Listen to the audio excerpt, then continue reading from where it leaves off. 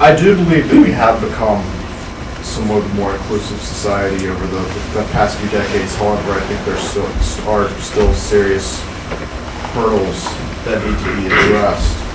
And with libraries so often coming under the jurisdiction of public libraries, academic libraries coming under jurisdiction of taxpayer-funded governing bodies that are often subject to the whims of the electorate or individual elected officials or maybe random bureaucrats. There is that threat to that sort of inclusivity posed by the desires of populations, as we've seen in recent elections. There are some certain populations, especially as I have in mind LGBT persons, that people aren't prepared to accept as in the same way that they accept racial minorities. I think of an instance from when I used to live in, I'm not sure if you're aware, I used to live in Tampa, Florida, okay. And there was a system-wide ban. There was because of the something that decided by the city council, there ended up being a public library system-wide ban on materials featuring homosexuality in any way, shape, or form.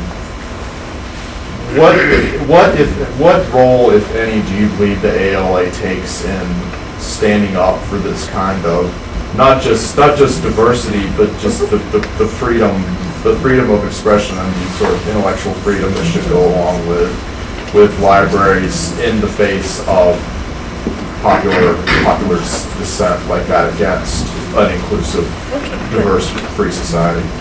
Did everybody get a sense of what he was saying? Okay.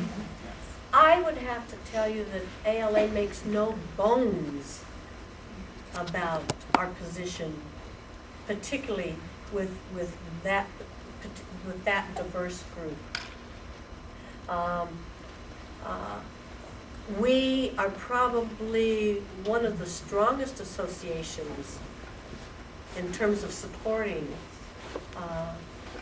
gay, lesbians, bisexuals, and transgender folks.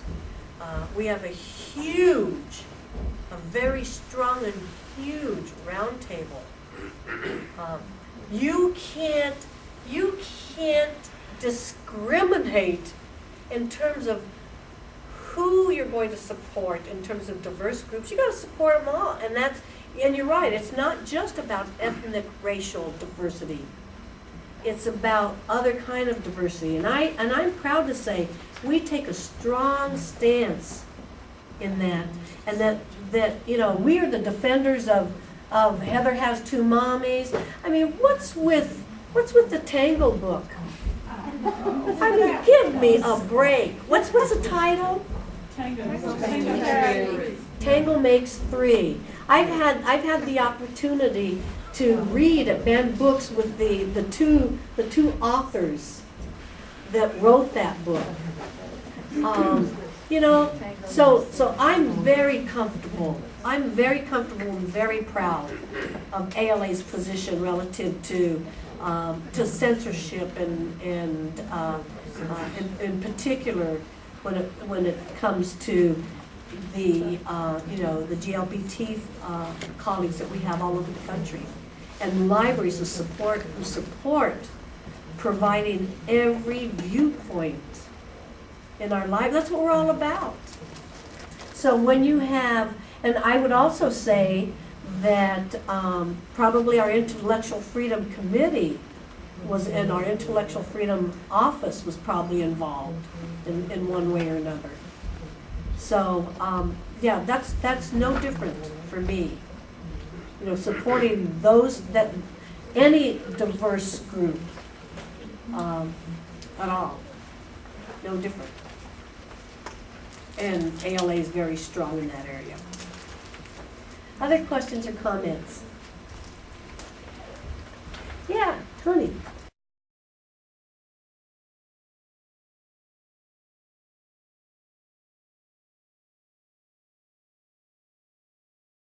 We have a pretty large Hispanic Latino population in North Carolina, yet and growing.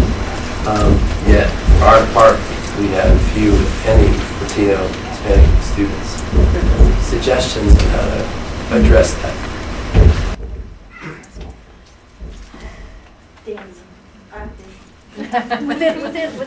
You mean within the university and college and university environment? Really within our department, that's a very real example. Yeah. Head scratch. Well, you have to start somewhere. You have to start somewhere. And I would have to tell you that I don't think it takes. I love the idea that we always say you need role models in library schools. You need faculty who can be role models for students. But you know what? We can barely get us through MLS programs, and then there's the idea of getting us meaning Latinos, into PhD programs so that they can be faculty. You can still, every LIS faculty in this program here can still be involved in the recruitment and retention of library students. How, are you visible? And this is not an indictment because I don't know. Are you visible at college nights? Do you get to, because one of the and people will say this in any profession, if you're going to educate a Latino, Latina, through undergraduate and then you get them into professional schools, you know what? They're going for law and medicine. They're going for the professional schools where you make money. You ask any one of us, and I think this would be the same with most minority librarians. We're in this because, not because we love to read books, because that's a stereotype. And we do love to read books. We're in it because we had a librarian that paid attention to us when we were kids, or somewhere in our career, or we worked in a library as a page or a student employee in a college library. So it's an age-old question. It's an age-old question. First, we need to get Latinos and other minorities into the MLS program. And then we need to then move them from that into a doctoral program.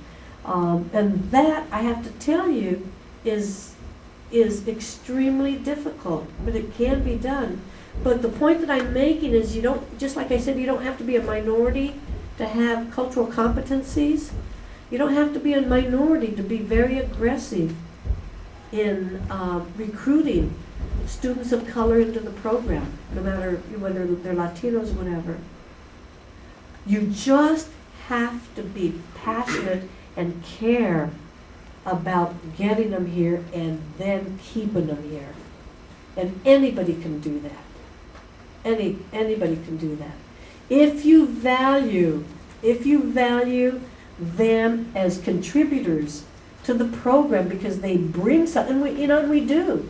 We all bring something as students in LIS programs. Some of us may bring something a lot different than the majority, but we all bring something. So I think it's a cop-out to say that the reason we can't recruit Latino students or Chinese American students or Asian Pacific Islander students or African American students is because we don't have faculty members of the same racial ethnicity. I think that's a cop-out, because there are library schools where the faculty and the dean are white that have been very successful. And the same thing with libraries.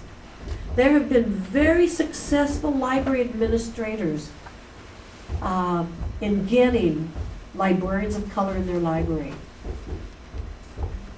So yes, ideally, it would be great if you had a Latino faculty member that could be the role model and help recruit other Latinos in the state to the LIS program. But do you need it? If you wait for that, it's not going to happen. If you say that's what we need for us to really go after Latinos, then it's not going to happen. I think we all have a role We have, for those of us who are practitioners and library administrators here, we all have a role in diversifying our workforce. And for those of you who are LIS faculty, you all have a role in diversifying the student enrollment here. Thanks for asking that. Okay, I think we're